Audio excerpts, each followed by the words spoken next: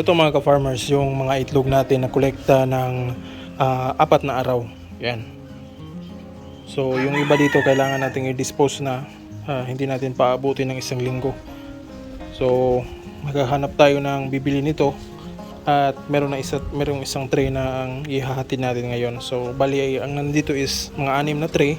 Yung mga itlog natin, 5 na lang yung available. So merong ito, large to, small yung nasa ilalim, medium, large, tsaka ito, medium, small.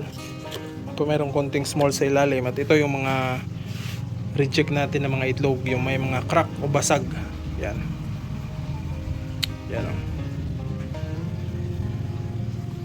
So merong basag na kanina, uunahin yan ng pagluto.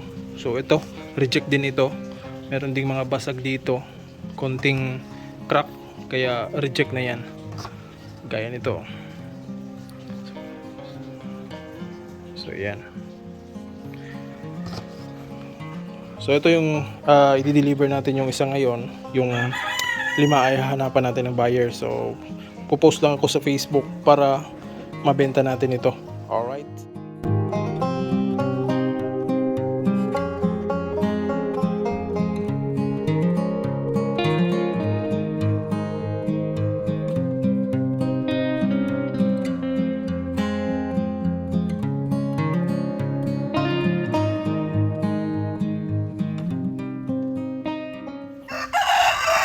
So ito mga ka-farmers, naka-divide na natin yung mga pang-breeding natin. So meron tayong 10 abuhin dito, at ang plano natin dyan ay yan yung gagamitin nating rooster.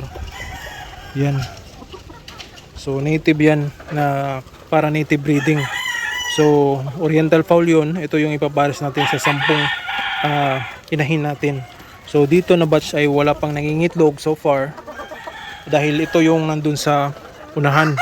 Hinati lang natin sila ng 2. Itong mga puti natin ay umitlog na rin nito, pero paunti-unti pa. So dito naman yung mga abuhin natin, ito yung malakas na mangitlog, itong 2 grupo na ito. So ito rin, lalagyan din natin ito ng rooster para ma-breed na natin. So 12 lang nga lang yung rooster na yung mga inahin na nandito. So yun pa, nandun pa sa pugaran. Titingnan natin mamaya yung mga itlog. So ito naman ay palagi nang nangingitlog mga ka-farmers. So yun, meron ako nakita ng itlog na sa sahig pa. So dito naman, so 10 inahin na lang yung nandito. Yung dahil yung una 15 yan, yung 5 ay transfer ko dito. Dahil merong natira na 5 na barred rock. Bali 10 yung abuhin at saka 5 yung barred rock nung una dito. So sineparate ko na yung 10 abuhin at natira yung 5 barred rock. Tapos yung 5 dyan sa kabila ay transfer ko dito. Bali tig sa 10 na yan, 10 inahin. So lalagyan natin ng mga rooster. So ito, nung una dito yan, dito ko muna inilagay para hindi mag-aaway-away yung mga bagong salang na mga inahin dyan. So ibabalik ko lang yan doon, or lalagyan ko ng ibang rooster doon. Ito mananatili dito. So nakadepende lang yan. So kukolektahin muna natin yung mga itlog dito mga ka-farmers. So yung iba iitlog pa So mamaya na lang tayo magkukolekta dahil meron pang nandun sa pugaran. 2:00 pa lang ng hapon mga ka-farmers. Pero pinapakain ko na sila dahil panahon ngayon ay palaging umuulan. So yan, umuulan na naman. So ito yung ilan sa mga barred rock natin. Hindi pa sila nangingitlog dito sa kanilang pugaran. So wala pang itlog. So dahil yung grupo na nandito noon ay hindi pa nangingitlog. So itong isa, siguro itlog ito ng bago nating transfer. Yung dito sa kabila, dyan. So yung dyan sa kabila ay nangingitlog na sila, halos lahat na. Kaya yung 5 na transfer natin dito ay ito yung itlog. Yan o, malaki na. Ang ganda. Ito naman yung mga matatanda nating inahin mga ka-farmers, white leghorn at saka itong black australorp. So sa mga nakadaang araw ay konti lang talaga, or paisa-isa lang yung mga itlog nila. So ito ngayon ay unti-unti nang bumabalik yung pangingitlog nila, oh. So meron tayong tatlo. Nandun, meron pang isa. Yan.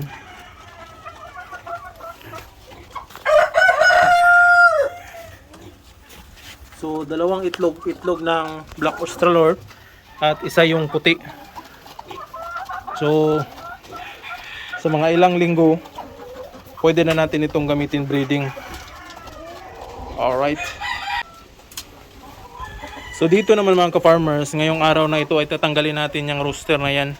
Papalitan natin ng ibang rooster, yung oriental. So yan, meron pang pagkain yung kanilang patukaan. Dinagdagan lang natin ng konti. At maganda din ito mga ka-farmers dahil yan, no, marami na yung kanilang iniitlog. Kaninang umaga isa, ngayon hapon ay 6. So madami-dami na. 1, 2, 3, 4, 5, 6.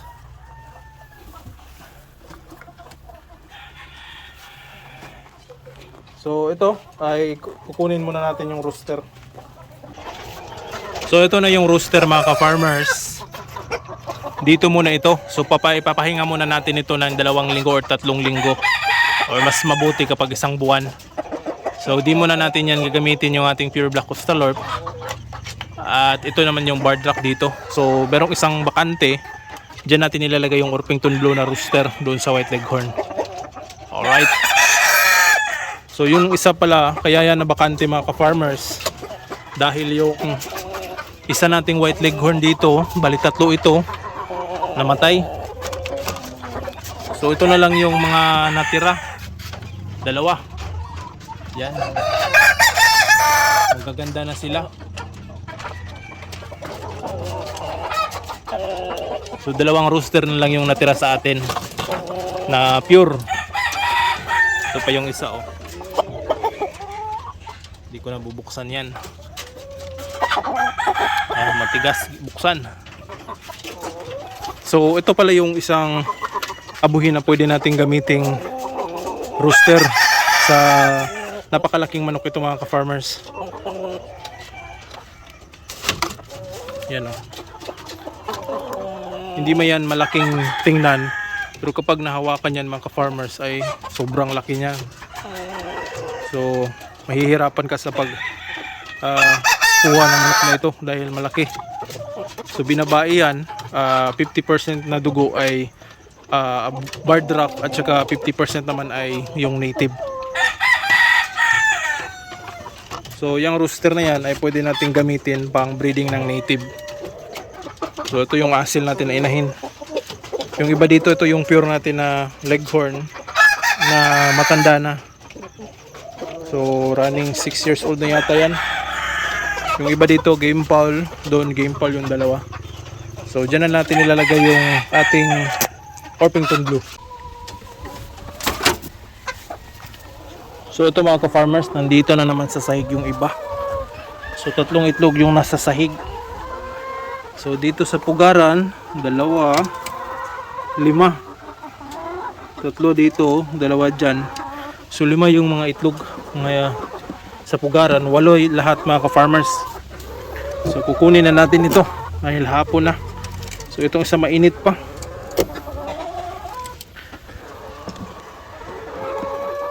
Daming itlog. Ito yung last 2. So hopefully parati na rin nangingitlog ito. Bali 8 na yung nangingitlog dito mga ka-farmers. Ito yung mga itlog, oh. So dito naman yung mga abuhin natin, titingnan natin kung ilan yung mga itlog dito. 2, 4, 5. So yan, meron tayong 5. Yan, dami lang buhangin o yung lupa. Pero konting linis lang yan, ayos na yan. Yan. Ito yung magiging resulta mga ka-farmers dahil medyo sobrang baba yung paglalagay natin ito. So hindi pa ako nakapaggawa ng paraan dito para maiangat natin dahil wala pa tayong oras. So sa mga susunod na araw baka magawa natin yung pamamaraan.